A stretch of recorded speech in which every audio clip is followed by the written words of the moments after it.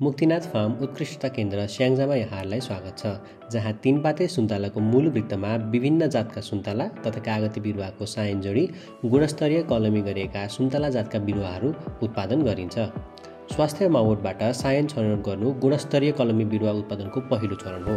माउबोटलाई रोग किरारहित बनाउन 405 वर्गमिटरको जालीघरभित्र सुनकागती 1 जातको 6वटा कागती, 17वटा बाँसखर्क स्थानीय र 6वटा खोको स्थानीय गरी 28वटा सुन्तला जात बिरुवाहरू लगाइएको छ।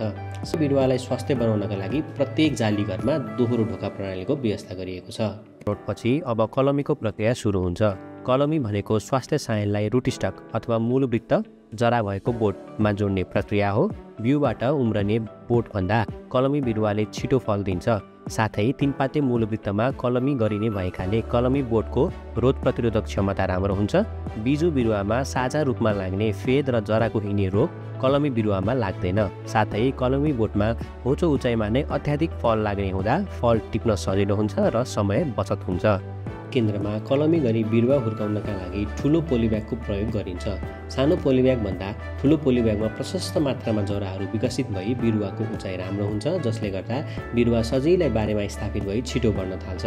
कलमी प्रक्रिया सफल भई आँकुरा आएपछि बिरुवाहरूलाई बिक्री वितरणको लागि छुट्टै ब्लकमा सारिन्छ र नियमित हेरचाह गरिन्छ। विगत 2 वर्षदेखि मैले आएको बिरुवा लैराखेँ। यसमा राम्रो बिजुमा भन्दा कलमीमा मैले राम्रो फाइदा पाएँ। बिजुमा अलिक कम फल्ने, बिरुवाहरू पुग्ने, फेद पुग्नेहरू पाएँ। कलमीमा भाउहरू दानाहरू फल्ने, टेका लाउनु पर्ने, त्यसको फेद पनि नपुग्ने। धेरै ठाउँमा सानो बिरुवा सानो थुङ्गा भएको हुनाले बिरुवाहरू कम सानो हुने, कम लएर सार्दा राम्रो नहुने। हाम्रो यहाँको बिरुवाहरू लएर ठुलो पोलिथिनमा हुँदाखेरि ठुलो बिरुवा हुने, अग्लो हुने, जराहरू प्रशस्त मात्रामा पाइने।